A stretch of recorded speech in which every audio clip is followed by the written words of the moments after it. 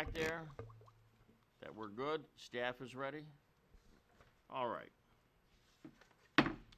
Good evening, ladies and gentlemen, and welcome to the North Miami Planning Commission for Tuesday, November 3rd, 2015 at 7 p.m. in Council Chambers. Please stand for the Pledge of Allegiance. I pledge allegiance to the flag of the United States of America and to the republic for which it stands, one nation, under God, indivisible, with liberty and justice for all. Thank you very much. Please be seated. Roll call the board members. Chair Kevin Seifried. Present. Vice Chair Charles Ernst. Excused. Commissioner Kenny Each. Present. Commissioner Jason James. I hadn't heard from Jason. He's excused? Okay, fine. Commissioner Emmanuel Genti. Excused. Commissioner Peggy Boulay. Present. Commissioner Bob Pashon. Present. All right, wonderful. Now, can we get an approval of the minutes of the October 6, 2015 meeting? So moved. Second. Oh, wonderful. All right, moved by Bob Pashon, seconded by Kenny Each. All in favor? Aye. Aye. Minutes are approved. Hand me the page. I'll be happy to sign it. And as a point of order, Mr. Chair, there are no amendments to the agenda tonight. So we have two items, right? PC Yes, sir. 1615 and 1715. All right. And you get this in blue ink tonight. My goodness. No mistaking that one. All right. So we have no communications, no continued public hearings. Therefore, we move to item 5. PC 1615, a resolution of the mayor and city council of the city of North Miami, Florida, adopting the 5-year capital improvement plan for fiscal years 2015-2016 through 2017-2020, based upon the recommendations of the Planning Commission, providing for an effective date and for all other purposes. Staff report, please. Before you commence, as a point of order, Mr. Chair, I apologize, but there's a scrivener's error. It is not 2017. It ought to be 2019-2020, just for the record. Clarification. The fiscal years are 2015, 2016 through 2019 through 2020. Thank you. Thank you.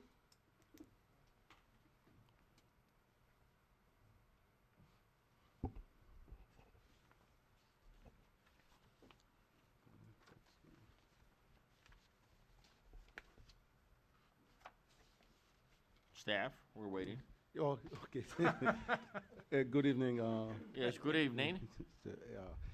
This item is to adopt, the capital improvement program of which is required by state statutes, pursuant to section 163-3177, subparagraph 3, which is part of, any city's comprehensive plan to have a capital improvement element, which is to identify the timing and finding of the capital projects in the comprehensive plan to implement the goals, objective, and policy of the comprehensive plan.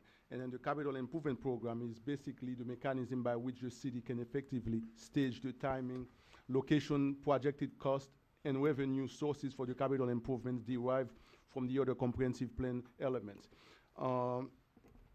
Each year, the city required that the city, updates, the project for the next 5 fiscal years. And then this item, you reviewed it last year for the fiscal year 2014-2015. This one is for 2015-2016, fiscal year. So you have a chance, to review the program itself, with all the capital improvements, which is like, any capital, overlay over $50,000 or more, and then for the next fiscal year. So with this, we have staff present to answer any of your questions. We have, Mr. Terry Henley, which is the Assistant Budget Director. We have, staff from Parks, from IT, from Public Works, and also from, Capital Projects. Thank you. All right, if you would please, since this is a televised hearing and is rather lightly attended by members of the public, we'll take this item by item. Mr. Henley, you may proceed. Yes, into the microphone there. Thank you. Terry Henley, Assistant Budget Director. I have before you a 6-slide presentation on the capital improvement plan for 2015-16 through 2019-20. In this presentation, you'll see what is the purpose of the CIP, the what, when, where, why, as well as a financial summary for this fiscal year, FY16, as well as an overview of the projects by category, and then we'll follow up with some questions and answers. So the CIP, it's about a 50-page document, and in summary, why do we do it?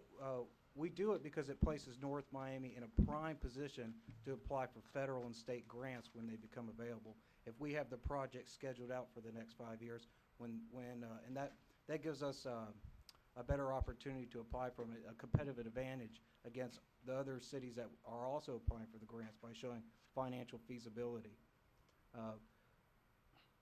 What is a CIP exactly? It's defined as a capital expenditure of more than $50,000 or more, resulting from the acquisition, improvement, or addition of fixed assets in the form of land, buildings, or improvements, more or less permanent in character, and durable equipment with a life expectancy of more than 5 years. For FY 15-16, we have almost $12 million budgeted in CIP projects, and there's 33 projects in total in 7 categories of building, parks, sewer maintenance, technology, transportation, vehicle replacement, and water plant. For this year, of the 12 million almost, 43% of it went to the water plant, 34% for sewer maintenance, 10% for transportation, 8% for vehicle replacement, 4% for parks, and 1% for technology improvements. For building, we had, there's 3 projects for the next 5 years, and for this fiscal year funded, we have almost $57,000, and that's to do rehabilitate all the bathrooms in City Hall. There was a 40-year inspection, and there were some improvements that needed to be done in City Hall. About $600,000 were spent so far. Next fiscal year, $57,000 to do the bathrooms. For parks projects, we have $420,000 budgeted for this year, and that includes $100,000 for Keystone Community Center and Playground, $55,000 for North Bay Shore Park improvements, $200,000 for Sasso Pool, $65,000 for the tennis courts at Sans Souci. For technology projects, we have $131,000, and that includes projects for risk management software, switch replacements at City Hall, a transparency portal, as well as almost $50,000 in laptop replacements for the patrol officers. For transportation projects, we have a little more than $1.1 million, and that includes projects for $100,000 for downtown revitalization, almost $400,000 for sidewalks installations and repairs, as well as traffic calming supplies and installations, transit shelters, and repairs, improvements to the roadway and street resurfacing. For water, we have a little more than $5 million, and that includes upgrades to the existing water plant, water line replacement, and water main improvement projects. Sewer projects, we have a little more than $4 million, and that includes lift station rehabilitation and sanitary sewer rehab. In summary, this plan that we're proposing, staff believes that it exhibits sound asset management and capital planning that will serve the needs of its people. Are there any questions? Not in the overview, but again, because this is televised, Terry, can we take these items one by one? Because otherwise, the general public that watches this will have no idea what we're passing here. I have a question. Yes, you have a question? Go ahead. I do. Why is it that the renovations to Pepper Park have to be done in 16-17 versus 15-16? Okay, could you tell me what page you're on? I'm on the, looks like the 4th. Let's see, 1, 2, 4, 5, 6, the 8th slide. Okay, the 8th slide. Building projects. As a point of order, Mr. Chair. Yes. The way it's been done in the past has been a presentation of each of the departments going over page by page. Mhm. And at that point, you can raise whatever questions you may have on a particular item. And it's, because it's divided by department and Okay. program area. All So, right, I so- mean, I think it would be better than to go back and forth. All right, so Ms. Belay, if you'll hold yours till we get to Parks. Yes, of course. One, That's fine. one quick question, if All I right, could, Bob? Terry. Do we think, I mean, just looking at the overview, are we investing enough in the technology for this city? I mean, it's a small number, it's less, it's 1% or maybe a little less. Is that adequate for the city? If you look at it, that percentage, mostly it comes out of the general fund, and it's a higher percentage. When you include all the enterprises and everything, it's 1%, but out of the general fund, it's a little bit higher. Is it adequate? Staff prioritizes all the projects on several criteria. One is, like, is it immediately in danger? Like, for our fixed assets, if something's about to crumble, that's the highest priority. And then all the way down to the bottom, like a new request. So staff goes through these requests with each department head, presents them to the city manager, and this is the priority order that we came out with. We believe the technology funding is adequate, and it's a little bit more than last year. Okay, thank you. All right, let's take these items one by one. We want the viewing public to have the opportunity to hear what is in this capital improvement plan. Okay. So, Mr. Henley, what is you're gonna start with the building areas, the city hall bathroom, and HVAC and so on? If In the If it's sequence what- in which I see these papers presented here. Okay.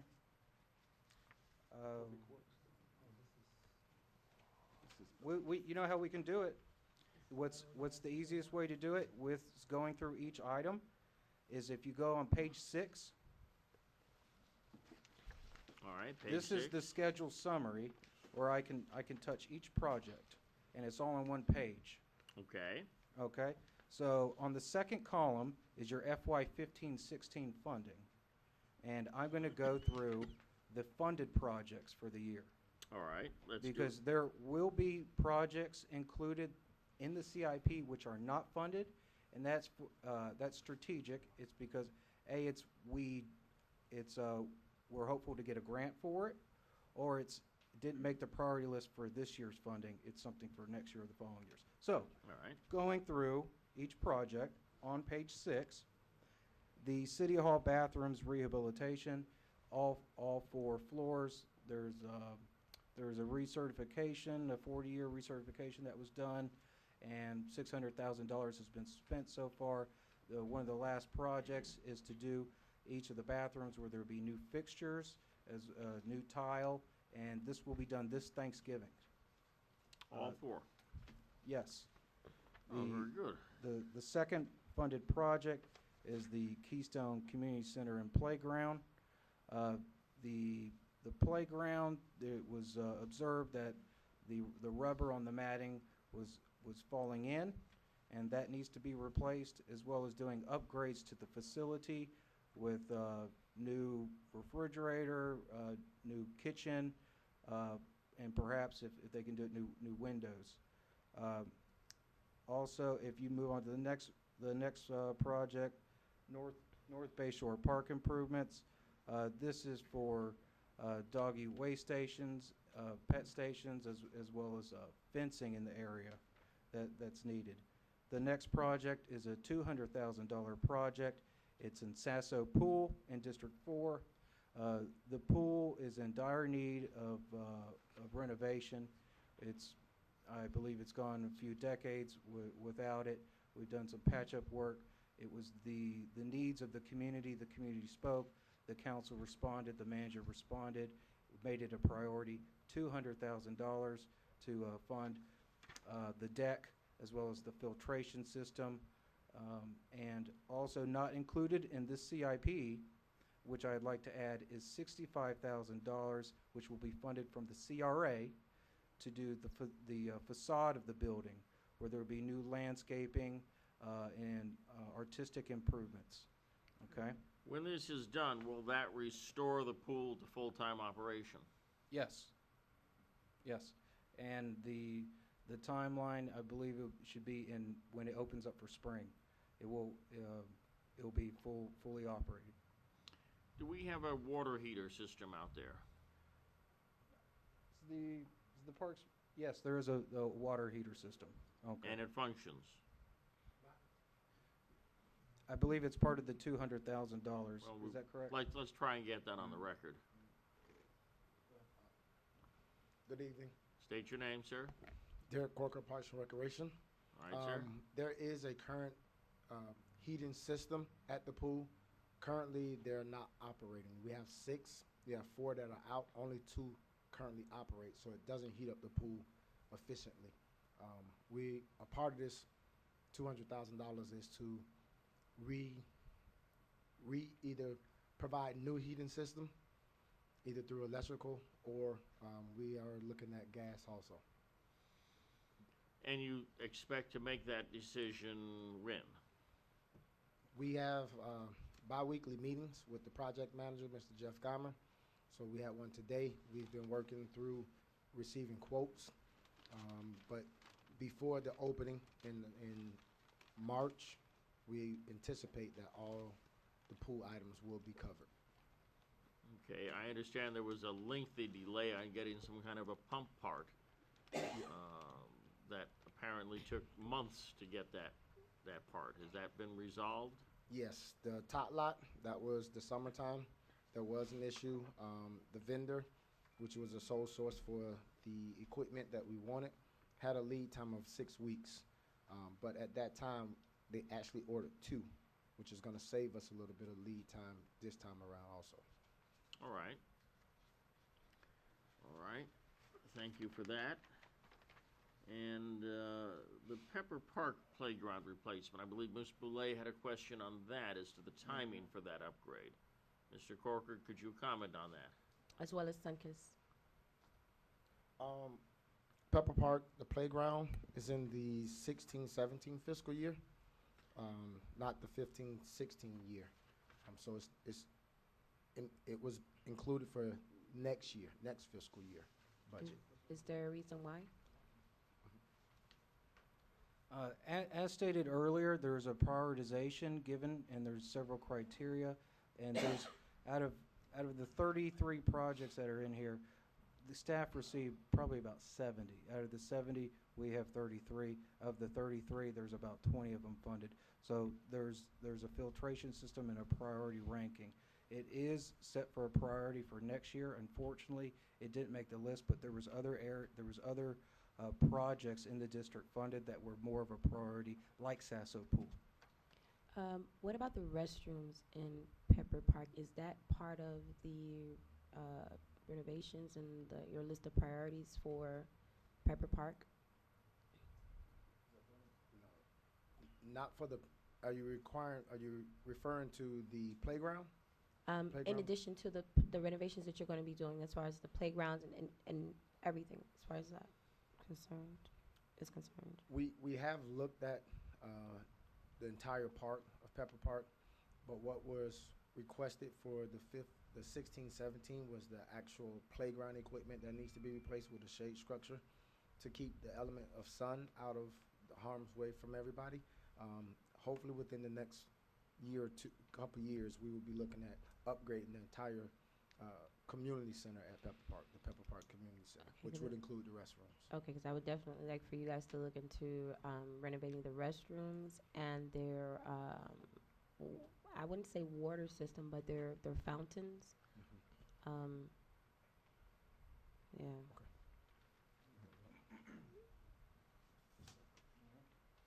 Okay, as noted. 65, the next project that we have is the $65,000 towards the tennis courts at Sans Souci. We had, if you looked on the cover of the CIP from last year, we had a beautiful picture of the renovations of the that we did at Pepper Park. We resurfaced all the courts there, and this year it's $65,000 for Sans Souci, so they can expect the same thing. The next project is the lift station Oh. rehab.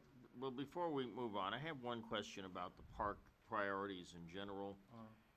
The city has a Parks and Recreation Advisory Board. To what extent are they involved in this process? Parks Commission. Parks Commission, is that what we call it? Yes. We meet with the Parks Commission the first Thursday of every month, and they are involved. We go over priority listing. This was one of the things, we actually did a park tour with all of the Park Commission, or Park Committee, this year in August. We went on a park tour. I took on a Saturday morning, we went out, we had breakfast, and we went to every park to see each park, and this was their priority list. The pool was number one on their priority list. Mrs. Nancy Bloom is the head of that committee, and she made it one of her points that the pool, because we only have one in the city of North Miami currently, that it be number one priority. So they did have an opportunity to give input on what was the priority list for the residents of North Miami. All right, just want to make sure they're involved in the process. Next question, the Gribble Pool, will that ever be replaced? Is that just lost and gone forever, or is there some negotiation that may lead to that replacement someday? We have been in communication with the school board. As you all aware, Gribble Pool was lost due to the swapping of lands with North Miami High School, which was Miami-Dade County School Board. We have been in communications. We had a meeting, rolling, what was it, maybe a week or 2 weeks ago. With the school, Miami-Dade County School Board? Yeah. That is correct, yes. About 2 weeks ago, and currently we are working on a joint use agreement to make sure that we have the fundings allocated back where they will have an opportunity to put an aquatics facility, in which would be Gribble Pool back in the Central District, which is 135th and Northeast 8th Avenue, right where the old high school was located at, along with other amenities. Well, we know there's that open tract of land that's scheduled to become a new park at some point. What's the process on that? How many years down the road is that looking to be? There's a couple of things. First and foremost, we're working with the school board to allocate, make sure that the funds are allocated properly. And then there is to do a significant modification with the GOB funding from Miami-Dade County, which is the $5 million that would be allocated from Rux to Cagney North. Once those two items are completed, we will be able to go out for bid of services for that project. Typically, looking at maybe another 18 to 24 months. All right, very good. Thank you, Mr. Corker. Not a problem. Okay, moving down the list on the next project, we have lift station rehabilitation, and that's about $550,000. The city's lift stations are in poor condition. There's about 45 of them, and there's a maintenance schedule set for 20 years. So this is the same funding that you'll see every year to make improvements to the lift stations. Now, we've got a question on those lift stations. Yes. We know Miami Beach has launched a plan to raise their lift station some 4 feet above current level in anticipation of sea level rise. Are any of our lift stations at an elevation where we would need to consider raising them? We don't have funding set aside for increasing to raise them up, but we do have the Assistant Public Works Director to answer questions about sea level. All right, let's hear from our Assistant Public Works Director. Greg Neto, Public Works. Thank you, Greg. Basically, with the lift stations, this funding is to do lining and to stop the infiltration of water getting into it. The stations are old and they need to be rehabilitated. In terms of sea level rise, by lining them, it would prevent water from getting in.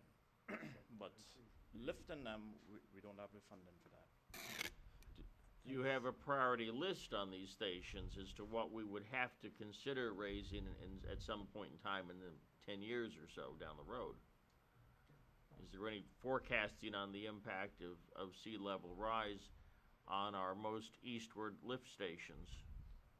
I believe that that is the next stage that staff would have to be reviewing and come up with recommendations, I guess in conjunction with consultants. But we haven't actually set a methodology in place to get there. No, not yet. Okay. If I may be so bold, Yes. Mr. Chair, I'd like to add, the recently adopted, it's not yet adopted, but it was transmitted, the comprehensive plan that this commission helped to approve and send to the state of Florida includes for the first time in the history of the city the 15th element, which is the climate change element, and this is the first in the city's history. That's going to open the door. When that comprehensive plan with that element gets adopted, that's going to open up the door to these kinds of projects that are sensitive to climate change and the sea level rising. Okay. And Thank you. if I may add also, there's also a resolution that is about to be adopted also by the mayor and the city council, and which talks about, the city having a vulnerability assessment conducted, and especially to make the city more resilient and then to the impacts of climate change. And then as part of that, I think all the critical facility and infrastructures, we would have to accommodate that adaptation plan to make sure that the city's infrastructures, in the future will be more resilient to the impact of climate change. All right, thank you. Go ahead, Mr. Henley. The next project goes in line with that, and it's the sanitary sewer rehab gravity improvements. We have $3.5 million budget for that. About $2 million of it is the result of a general obligation bond from the county, and then partial funding is the result of a rate study that was done. The city has a 20-year rehabilitation and maintenance schedule, and this is part of that. And this is a constant funding that will, or a constant project that you'll see year in and year out. The next project is the clear risk certificates. There was the risk management program.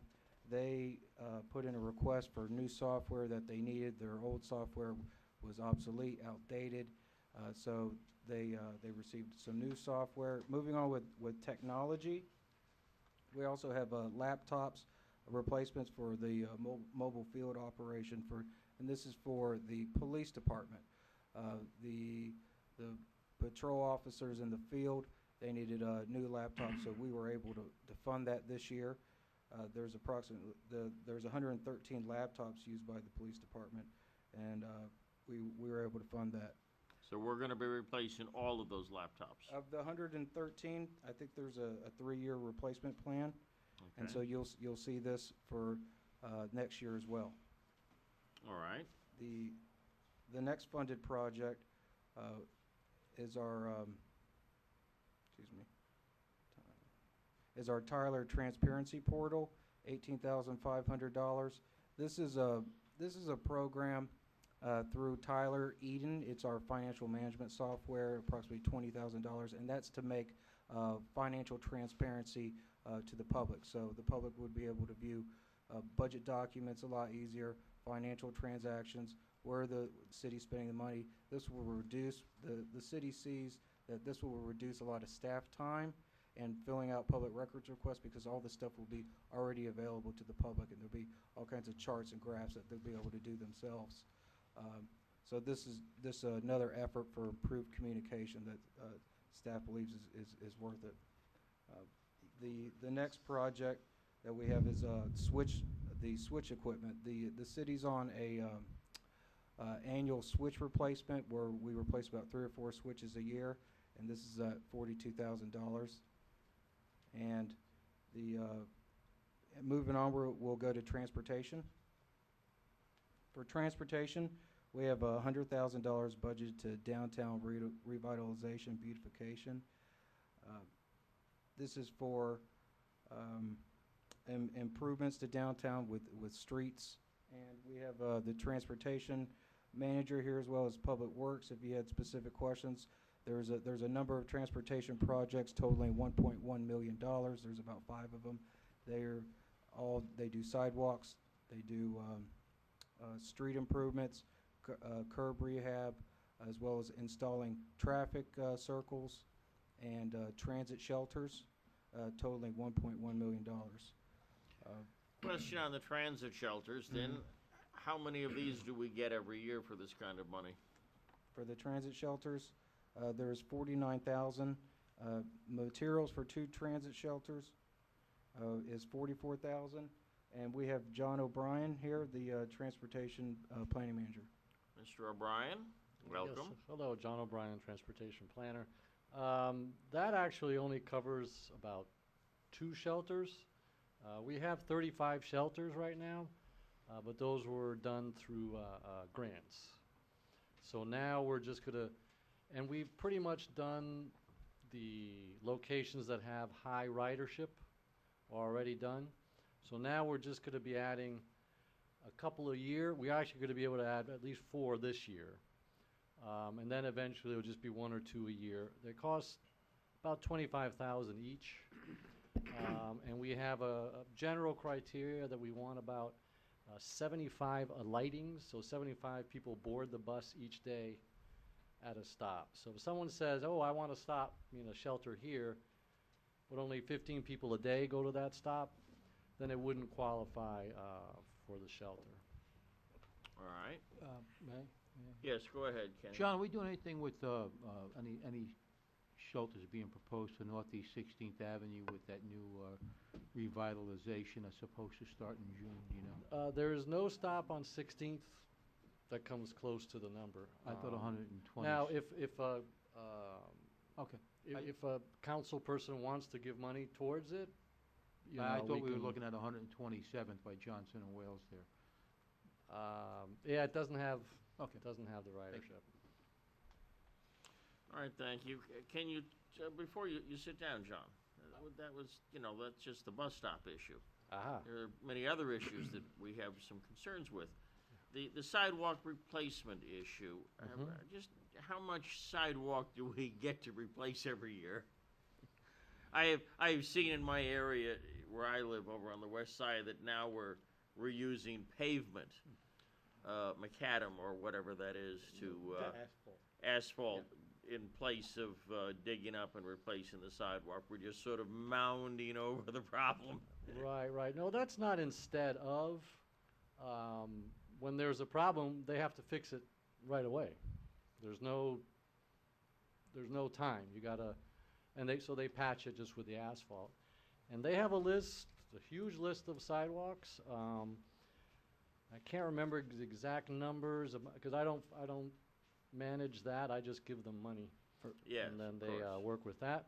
But they had about 200,000 almost last year.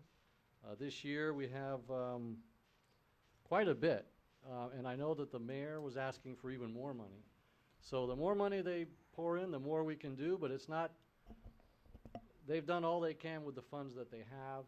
Before they were only getting about 100,000 a year, and only relatively recently was surtax money available for sidewalks. Before, that was the one thing that we were not allowed to spend the money on.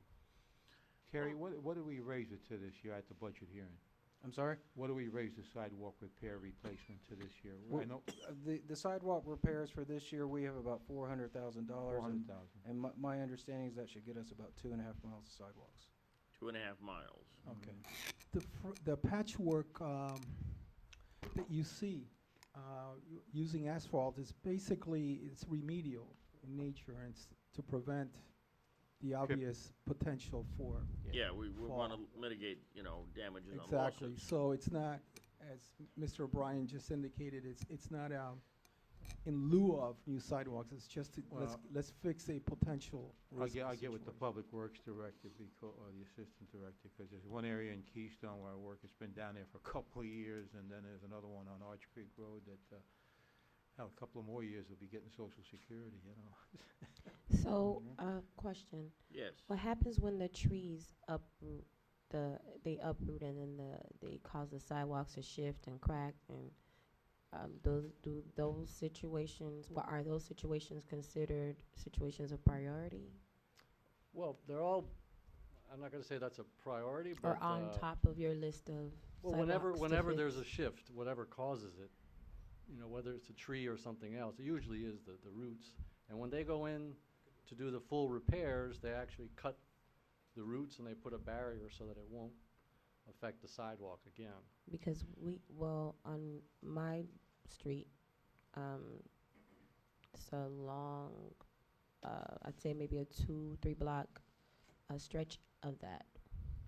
And have you put that in, asked for that to be redone? or- I don't recall putting it in writing, but I know I've said it open, in the open, out public. So. Like I said, they have the list, there's a lot of sidewalks that have to be, there's almost, you can throw millions of dollars Yes, at it, which we don't. the need is exceeding the funding at the moment, and it's become a priority of the council. They even, usually transportation money funds the sidewalks this year. We even threw in a lot of general fund money. The reason Uh, the reason why I say that is because this street is on 125th Street, and we all know 125th Street, everybody treats it like it's a racetrack. So, I think that should be high on the list of. Now that, of course, is a Priority. state right-of-way, So I don't know. so that does have a different, Sorry, can you give me the address? We do root pruning for trees that have broken up the sidewalk. We will come and do the root pruning and then work with Public Works to do replacement. And as was stated, they may put down the asphalt first, Okay. and then when money comes available to replace the sidewalk. But if the tree is uprooting the sidewalk itself, if you provide us the address, we'll go out and take a look at it, and if it's within our swells and our property line, we will do some root pruning to Okay. prune the roots back from uprooting the sidewalk. Okay. Do you want it now or later? It's from Northwest 4th Avenue and Northwest 2nd Avenue, because that middle stretch doesn't have the 3rd Avenue there. It's kind of just unwritten. But right there between Northwest 4th and Northwest 2nd on 125th Street. And then as you go towards the next block, I think in the middle of that stretch from Northwest 2nd to North Miami Avenue, there's like one or two of them. Northwest Second on one. Yes, so there's from Northwest 4th to Mhm. Northwest 2nd, that's one stretch. Stretch. And on then, 125th, yeah, okay. and then after that light, it's Northwest 2nd to North Miami Avenue, I believe is the next stretch, if I'm not mistaken. Okay. So I don't know what's been done, since then, but I know sometimes I see the street workers out like late at night, so I'm not sure if anything was done in the middle of the night, but I know from walking the blocks, I do see that. We'll send the crew out to evaluate it, and they'll get back to me. So, Okay. Thank you. Moving on from transportation to vehicle replacement. The city's budgeted $948,000 for vehicle replacement this year. $350,000 of that will come from the water sewer, $110,000 from the stormwater, and a little more than $400,000 will come from the general fund. And what is the distribution on these vehicles, and what are we replacing? Okay. You're replacing 25 for the general fund portion of the 450,000. You're replacing 20. It's the second year payment of a lease for 25 police vehicles. The $350,000 from water and sewer will replace. I don't have the number of vehicles. It could be some of those larger trucks are going to cost a lot more than.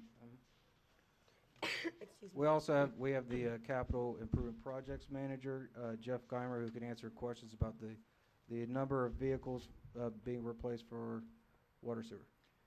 Good evening, Jeff Geimer, capital project manager for the city. Welcome, Jeff. Hello. I also oversee the fleet division for the city of North Miami. For our water and sewer division, That $350,000, we're going to be purchasing vehicles and equipment of various sizes. Some of the equipment ranges as much as $110,000, and some of the other equipment ranges in the $10,000 to $12,000 range, and the whole gamut in between. We don't have exact pricing yet. We're currently getting the equipment and vehicles quoted out, but for that $350,000, we'll most likely purchase between 8 to 10 pieces of equipment / vehicles.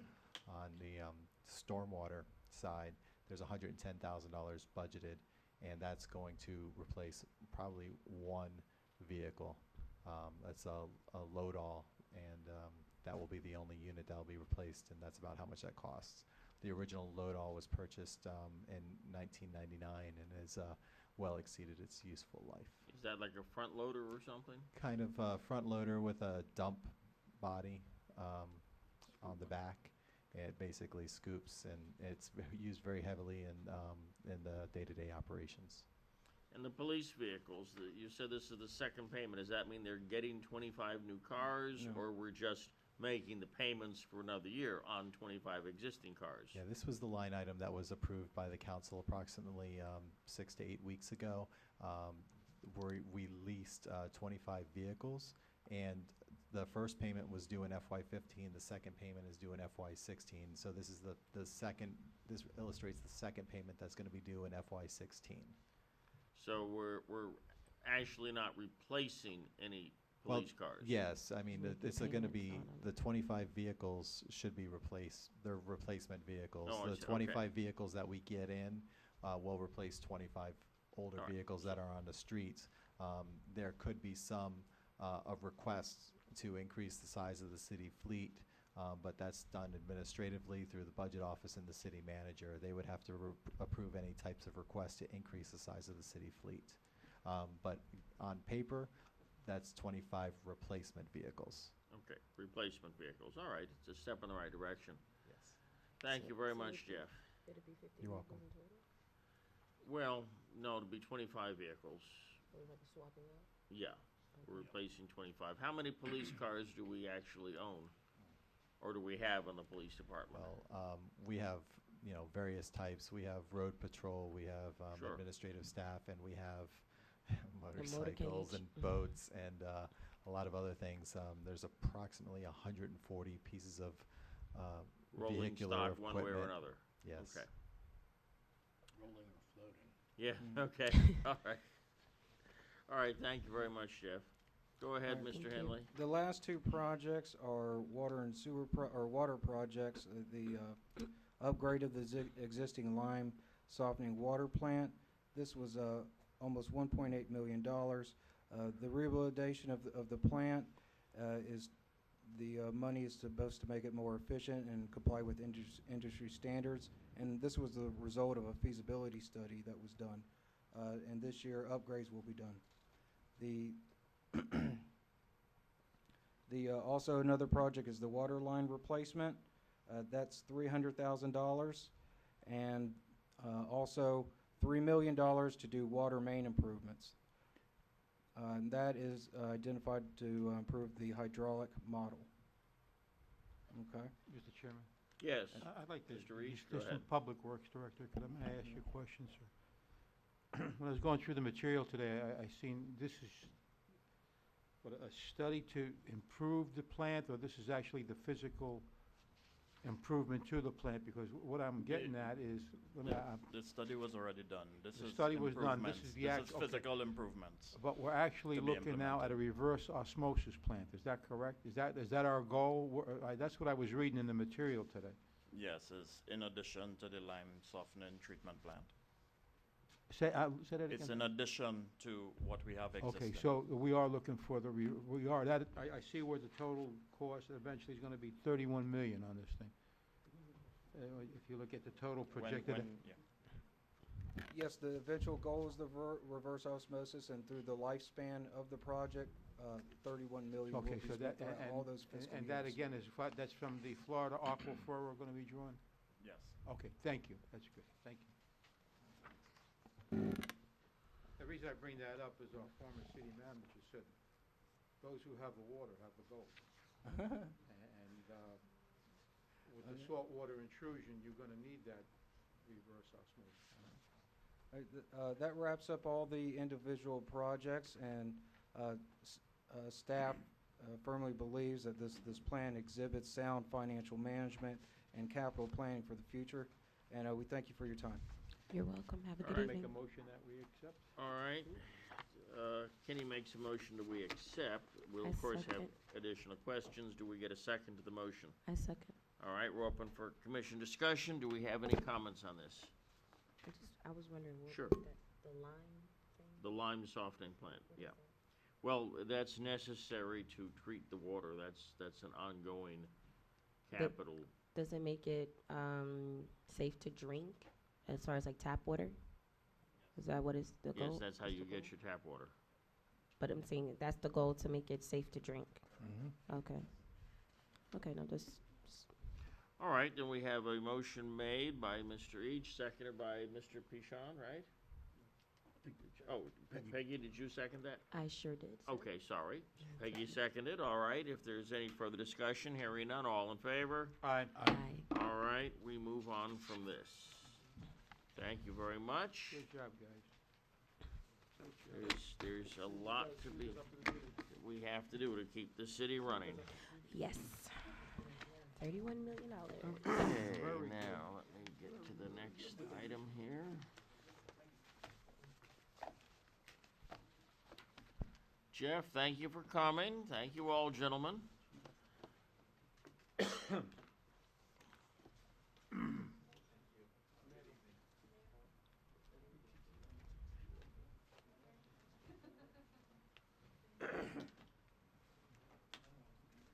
My goodness, there'll be nobody left. No. Everybody was on some board. This was it. Okay. Is it okay if I step over to use the restroom? Do you want a break? Okay, we can. Well, hello. I think this will be short because we heard this before. Okay, This is just an extension. Okay. All right, let's go on to the next item here. PC 17-15, a resolution of the mayor and city council of the city of North Miami, Florida, approving an application for a conditional use permit in a substantially detached form, transferring 138 floating residential units from the neighborhood redevelopment overlay in RO district, primary residential pool of 2,200 floating residential units, to a proposed 191-unit multifamily residential development consisting of a 7-story, 99-unit regular apartment component, Verbena, and an 8-story, 92-unit elderly housing component, Verbena Senior Residences, on the property generally located at the northwest corner of Northeast 135th Street and Northeast 6th Avenue, and comprising 8 parcels with the following folio numbers. And I will not read all the folio numbers into the record. In accordance with Article 4, Division 4, Section 4-405 of the City of North Miami Code of Ordinances, Chapter 29, entitled Land and Development Regulations, providing for an effective date and all other purposes. Staff report, please. Thank you, Mr. Chairman. This property has been the subject of many applications that you guys have seen.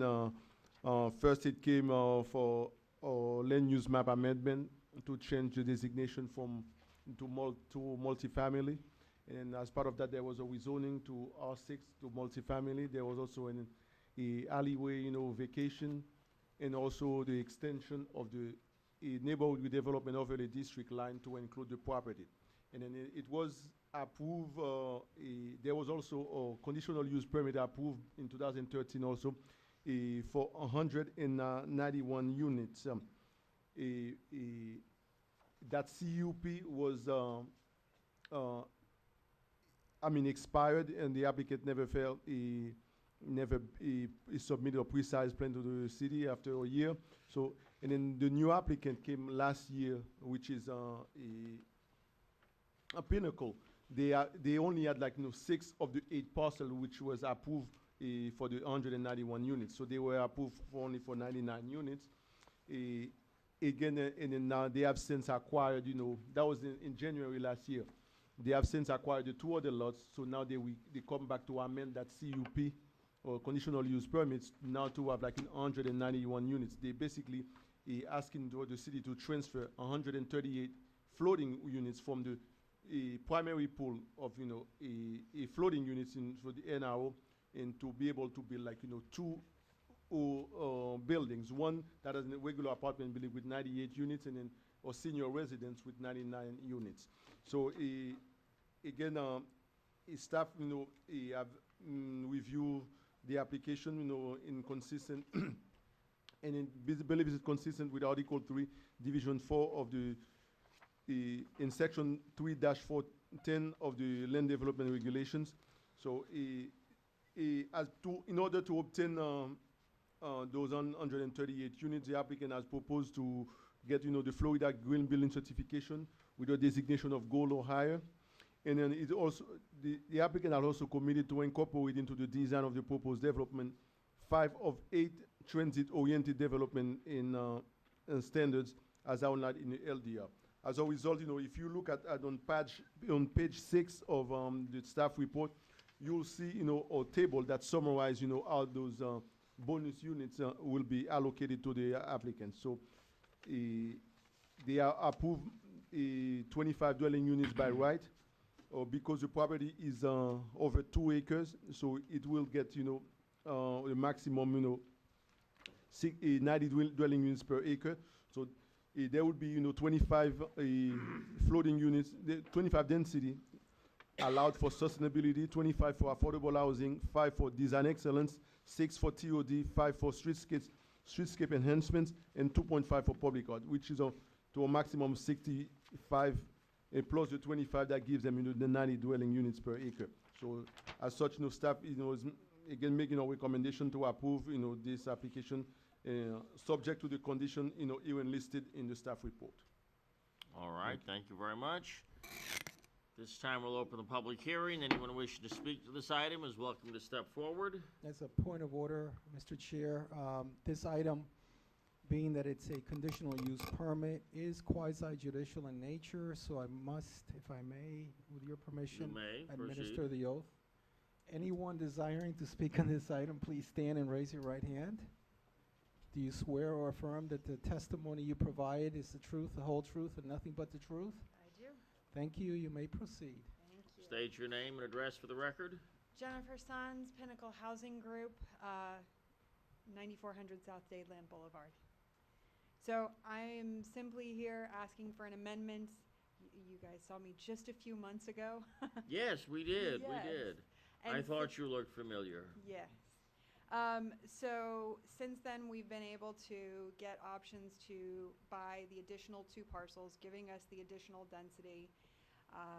So we're just coming back asking for the amendment for the increased density. I'm happy to answer any questions you may have. Not at want- this point. I think you increased the height also, right? Yes, I have, again, they are draft. I have site plans if you'd like to see them. 1, 2, It's a draft. We realize that nothing is cut in stone. exactly. These are all part of the wish list.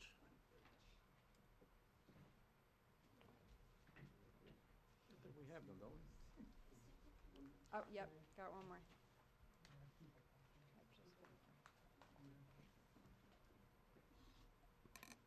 Do we have 5 at least? Okay, thank you. Thank you, my friend. We have this. Thank you, sir. Let the record reflect that the site plan for the ground floor and the typical floor plan have all been submitted as evidence. Now, the last page, we came last time with ideas in terms of renderings. I heard what was told to me that the design wasn't quite urban enough. So we've tried to rework it. That being said, it's just an idea. We're just trying to, at this point, get the financing from the state so that we can proceed.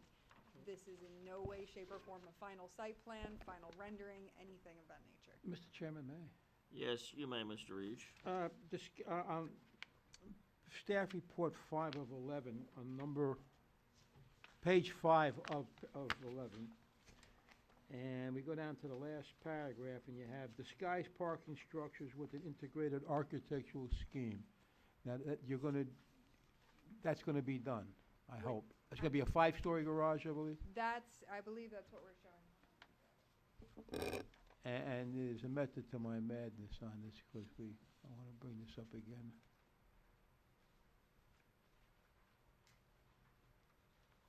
Yes. Okay, and Actually, we have here 3 levels, or I mean 6 levels, sorry. 6 level, okay. Yes. And my concern is this with the parking garages, and I brought this up a couple of years ago, and in fact, maybe next meeting we have, we can start delving into parking garages again. I like what you're saying here, disguised parking structure. Mm-hmm. So in other words, the light is not going to intrude into the residential area or the residence. You're going to have landscaping and facades in front where this is going to be a thing of beauty, not some monolithic, ugly structure that we look at now. It's funny that you should bring that up. We are actually doing that right now. We have a mixed income development in Brickell that is almost complete. It's supposed to be complete by the end of the year. And there's a building right next door to the parking garage. And as part of our process, we worked with them to design a parking structure that had landscaping and all these other things, and there's kind of a little mini park in between the 2 buildings to make it so that the residents weren't staring into Okay. a parking structure. So What- we're very familiar with it. Okay. Then my other question is, you're going to have 5,000 square feet of amenities. Between the 2 phases. Okay. Now, is that outside, or is that including the gym and It the includes a community inside, room? Or yeah, it includes a variety of things. So inside, you're going to have, in the family side, you're going to have a fitness facility, a computer lab, leasing offices, and a community room. On the senior side, you'll also have a fitness facility. You'll also have a computer lab. You will have a community room that can be used for any number of things. Okay. And potentially leasing offices there too. It just honestly depends on which one gets built first. We may put all of the leasing offices in one building or the other. And then exterior to that, obviously for the family development, you'll have a playground for the kids. The entire property will have a walking path around it so that residents can just get up and walk around the park. Any swimming pools? No. And why is that? 2 reasons. Number 1, there's just not room on the site. As you can see, we're on a very tight site in the first place. That's number 1. Number 2, obviously liability. And number 3, we are under very strict guidelines from Florida Housing these days. They have received a lot of pressure from the legislature to cap costs for affordable housing developments. So we have what they call total development cost limits that we must adhere to, and those limits don't typically allow for swimming pools. What about a bike path? We don't have swimming Yes, pools for well, our people. a walking path with Vitacourse equipment is what we typically do, because the site is not that big, so, I mean, you could use a bike on it, but it's typically, it's more of a You walking. know, it's kind of funny, well, I don't want to sound bitter, but one of the things that we have proposed as a commission was pedestal parking. And we go a little bit higher, and the garage would be underneath, and we would have plenty of land out there for swimming pools and everything else. And it would probably cut down the cost of the building, because now you're building another structure, so we go a little bit higher. And here we again, I like this, what I see here, what you're doing, but I'm just kind of voicing my disdain over the consultant that was hired by the city that said, we don't want pedestal parking. Or we don't want to go too high, it might make the pigeons airsick or something, I don't know. Hi, Bill, how are you? But anyway, I just feel good. It's like when I get this out, I feel like I'm talking to Dr. Phil. You know, You feel better? but it's, I like what I see here so far, thank you. Thank you. Well, Kenny, I have to say, I share your disappointment on that. I think pedestal parking would have provided much more open space for recreation. It would have been better for the community and the residents. It's a disappointment that our city council is just out in space on these issues. I do not understand their thinking. But be that as it may, it is what it is, and we have to go forward. All right, we've heard this before. We approved the earlier plan. Do we have any other questions? Just two quick questions. Two questions, all right? Um, I'll let you have three if you want, you know. no, I have an 8-year-old son that I really would like to get to. The job opportunities for residents in the city, are there any questions of job opportunities? Typically, with every development, well, first of all, we are a locally based company. We are based here in Miami, so all of our hiring is going to be local. That being said, typically with every development we do, we have a local job fair. So it's near the development site, so anybody that lives near there that wants to come through and sign up for whatever trade that they may be an expert in, that they're given that opportunity during our job fair. But is it possible to maybe reserve a certain amount of positions or openings, so to speak? I mean, I can't commit to that right here. I can tell you that we try, and that typically, for example, most of our developments, we are a registered MBE, DBE, WBE with Miami-Dade County, meaning that though our entity is not one of those, we promise that at least 25% of those that we hire will be. And usually we try and group Section 3 hires into that, and we do the entire, we're very used to doing that with affordable housing. I will tell you that we always try to. I can't commit to a certain percentage right now, but typically, yes. Okay, my second question is, there is an affordable housing community in Liberty City, I believe. I think it's on 79th Street and Northwest 22nd Avenue. It's like a community that stretches from, let's say, Northwest 17th to about Northwest 27th or so. But right in between Northwest 22nd and about Northwest 26th or 27th, there's a community there, and they're very involved with their immediate community in that housing development.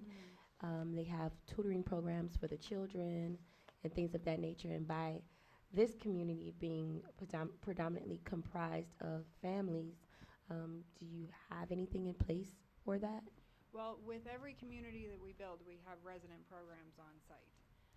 So whether that's, health and nutrition counseling, financial counseling, we do all kinds of resident programs at every single development. Some of them are required by the state, and some of them we just do because it's good policy. Well, may I suggest that you gear whatever your resident development programs to be towards the youth? So I'm sure you have a large population of middle schoolers, elementary school age students. So Absolutely. And one of the things that we do try and do, and I know this isn't a resident program specifically, but in the computer labs in the family developments, we try and make them bigger. We provide free Wi-Fi access down there so that if students have tutors that are coming, that sort of thing, they have a space, there's printers, there's all that kind of thing, and they can connect for free. So we do try and provide that. Okay, thank you. Pleasure. I have one question here. On looking at your site plan ground floor, your one bedrooms are set at 700 square feet. Of course, that's what you're proposing here. Didn't we have a minimum square footage ordinance of 750 square feet? What happened to that? No, but this is not a site plan review. This is just, some preliminary plan. Those plans will have to go to DRC, and they have to meet all the requirements of the code. And then right now, as you mentioned, the minimum is square foot, living space for multifamily 750 square feet. 750, okay. And those are just for information purpose, they're not. I didn't quite understand that. What is the 700 square feet? I was gonna ask. I mean, the floor area, typical, floor area for the apartment building, So for those units. So is it gonna be 750 living space? The minimum is 750 in the code. Which I believe is 750 gross, and here we're showing net, so they're not that far off. So are we adjusting this? This is just a, what are we doing? I'm still in this ozone layer here. How do you make the distinction between gross and net? Net is rentable space. It's anything where there's AC. So, and gross would include into the walls themselves. I'm sorry? Yeah, and the balconies and all of that. Okay, all right, I So with understand. the balcony, it would be 750. Around there, yes. Yeah, okay. So the interior space would be about 700. Exactly, exactly. Or 632 in some case. Well, there are some, yeah. It's kind of think- tight. I mean, I think we're shooting ourselves in the foot It's- again. I mean, it's it's kinda either tight. 750 or it But isn't. That's a little tight. This is just this is just preliminary. Number one. Number two, I will tell you that if you talk to most developers within Miami, all the units are getting smaller because the construction costs are going up 2.5% to 3% per month. Right now, another developer is building 450 square foot one-bedroom units in Brickell because that's all he can afford to build. That's on Brickell. This is North Miami. I know, no, I understand completely. So But cut I'm down just on the saying there- units. Why not cut down on the units to kind of give them some space? I mean, that's not a lot of room to move around when you have your child, your husband, yourself. That's on the elderly. So, and even with the elderly, let's say there's a person who's wheelchair bound or a person who has who's a little decrepit. It's I don't know. Hear us on that. It's kind of Understood. tight. It's a This tight is- space. This is a draft. That's all this is. This is a draft so that we can go in front of Florida Housing and attempt to get funding. So once the draft is approved, then we'll kind of, I guess. Well, I think we make it in the Revisit. proviso, what we approved tonight, it has to be a minimum of 750 square feet of living space. I The code already mean, provides for that. The It would code- have to comply with the I'm okay. minimum Okay, but we're looking at requirements. something that I'm doesn't okay with show it at 700 as long as we're able to, once it comes back, God willing, it's No, approved. it's not coming back. I mean, this would go straight to DRC, and then for anything to go to DRC, they cannot ask for any variance. It has to meet the minimum requirements of the code. That's all it is. So they'll send the site plan for that, and it'll have to do And it. it will meet the Yes. requirements. We're not giving up on the 750. Okay, Oh, yeah. I'm happy with that. I mean, Yeah. unless when the city update, the land development regulations after the approval and adoption of the comprehensive plan, then if the city decide to have a certain size for elderly housing, like most other municipalities, if it's lower, but as it stands, as it currently written in the code, is 750. Okay. That's the minimum. So whatever this becomes will conform to whatever those regulations Yeah, are. the only exception that there is in the code for less than 750 is if you, dormitory housing. That's the only thing allowed in North Miami that would allow you to build anything smaller than 750 square feet. It has to be only limited to student housing, and this is not. So, All right, Okay. thank you. Any further questions for the Nothing witness? from me, thank you. None? All right, ma'am, you and you good may luck. step down. Thank you. Thank you. Do we have anyone else wishing to speak to this item? All right. State your name and address. Good evening, everyone. William Prevotel, 11950 North Bay Shore Drive. Didn't really plan on coming here. I'm sort of phasing out. There's only so All much. right, keep it to the so many point. points you can take. But here tonight, I believe we see another government subsidized project. And I know this group, very admirable, and every community should have some sort of subsidized housing. And it's a chance to renew and build something new. And it's a good thing in percentage. But I wanted to ask a couple questions. Throughout of the representative, the first question would be, could a project such as this, and we talked about the height, that it's X amount of height, you don't need to go higher, and it's X amount of square feet. I suspect that part of the square foot calculations is because it's a government subsidy, that you want to hit your numbers. And therefore, there's a ratio there that you have to balance, and you have to work your tail off to get this thing to work.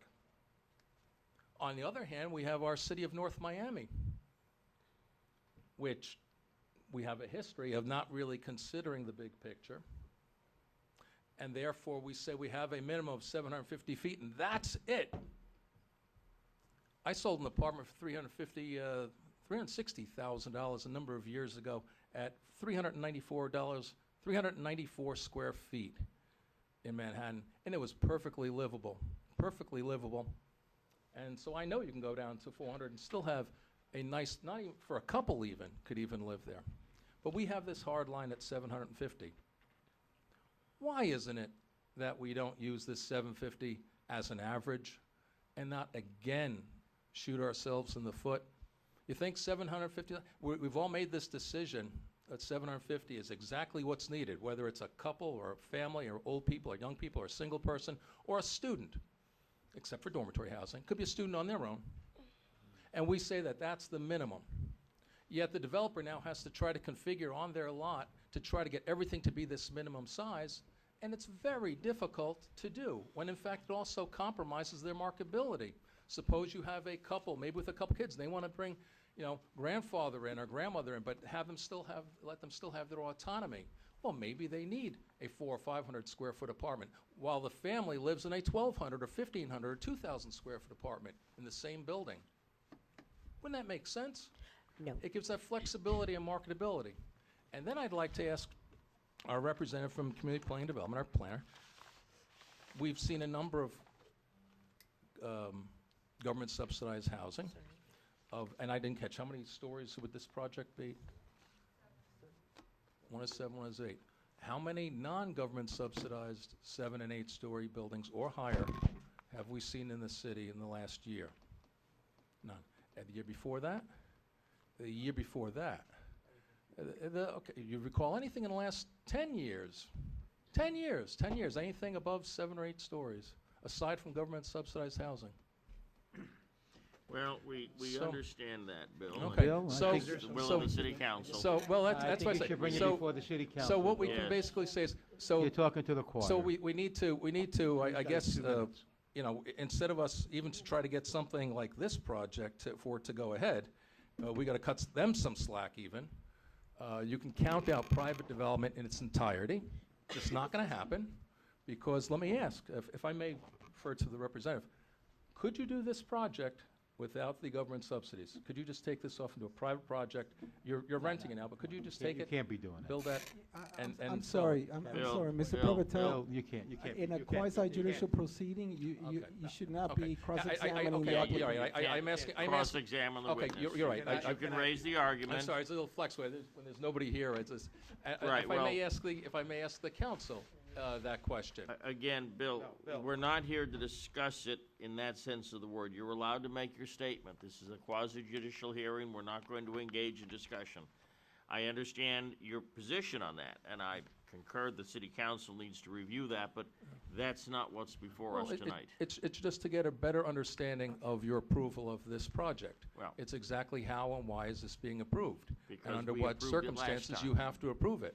Bill, we Yes. share your So- frustration, so- and I think you have to bring it before the city council. This is, Yeah. we No, then you agree get to. then you get the beep, and you're done before you even start. We all know. But I'd like the council here, so that this is one way of getting it recorded, the commission, to be able to ask that question.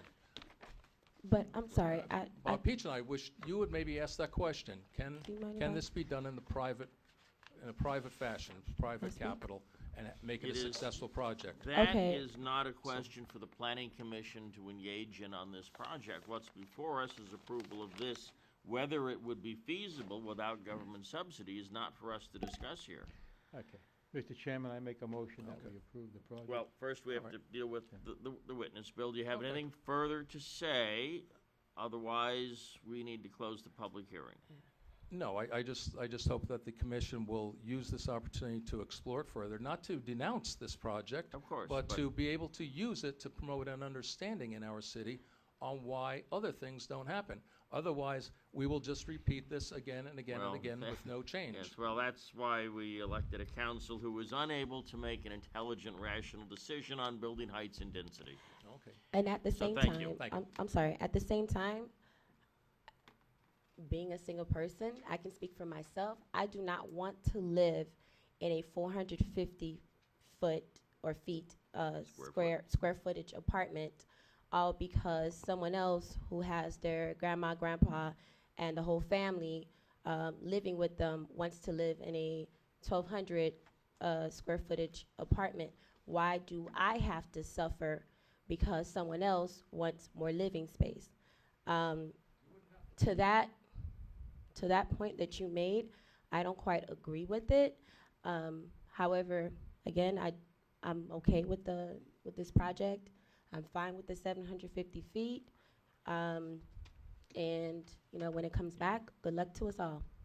All right, we're gonna close the public hearing. Thank you. Chair will entertain a motion. I make a motion that we approve the plan. Kenny H. second. moves to approve, I second. seconded by Mrs. Boulay. Any further council discussion? Nope. Commission discussion, sorry, let's not elevate ourselves too far. Yes, all right, if there is no further discussion, then we'll call the question. All in favor? Aye. Aye. All right, aye as it is, it's carried. Our next meeting will be December 1st. Sir, two questions I wanted Yes. to bring up. One of the things to council, we had in the last land use, or the current one, as of this year, after 7 years, anybody that had a rental property was supposed to have it paved, the driveways paved. When are we gonna start enforcing that? It's in the land use. And when are we gonna start enforcing that? They had 7 years to get their property paved. Secondly, I would like you to bring up maybe next month, at the next meeting, if you can, let's start to review these parking garages and come up with a great ordinance. I don't think we ever passed one, or I'll get with you, I'll give you a call, because there was areas that we were talking about, like, I think it was in, like, if I We build a house, actually if I had build an apartment now, like in Keystone, I have to have it, a certain conformity, but I think it should be throughout the city, okay? And we wanna get that down. We actually had We met a couple of a times. draft, Yeah, yeah. and then the zoning administrator at the time left, Yeah.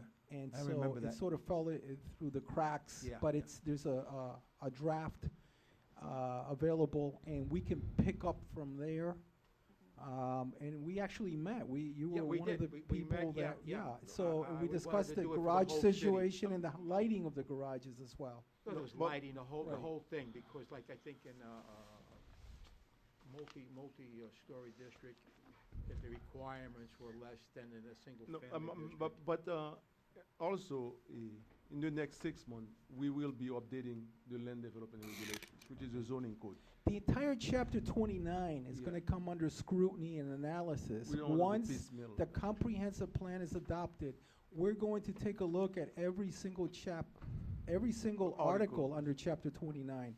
So that's going to Okay. be an opportunity to not only look at that particular section, but also everything. look at everything, not in isolation, but how it flows from one article to the other. Okay, but let's look at that parking, the pavement, the paving, the driveways of any rental property. That's as of That's now, good enforcement. that's supposed to happen. Yeah, and that would be, if that is triggered, that would be something that we can alert code enforcement. I mean, you see these places out there right now, these low rises, they park on the grass, they park all over, that should be paved.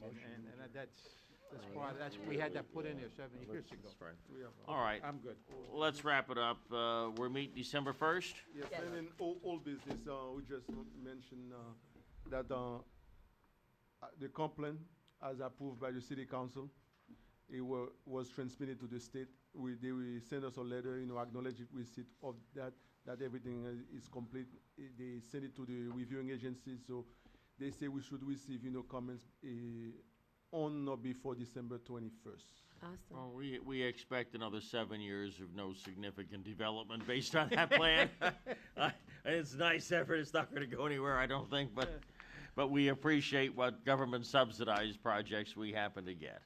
No, Bill, it's over. Well, can I No. just ask, like, No. I want to talk about the No. development, or the No, comprehensive no, plan. no. Okay, good night. I was just going to talk about the I know. possibility of No, having no. citizens forum on I a know. regular basis. I- How nice that that would I be. have asked about. I forgot to say that, Bill. I did ask about Are we allowed an to have- ordinance to permit a citizens forum. We'll look into that, but And for that now, is we going to can't- be We can't reviewed. entertain any items, really, like, we cannot use this as a platform for, For the agendas that citizens. are outside, I know. yeah, but Go, we'll go. import that. That's okay. Okay. But we're inquiring if it can be incorporated similar to the council Yes, meetings. we are reviewing that. That's what I was going to thank you for Yes, looking Bill. into that. That would be wonderful. I encourage the concept. Thank And you. 'cause when I'm not here, I'd like to see other people come in and Yes. share their thoughts. There be no further business before this commission. We stand adjourned.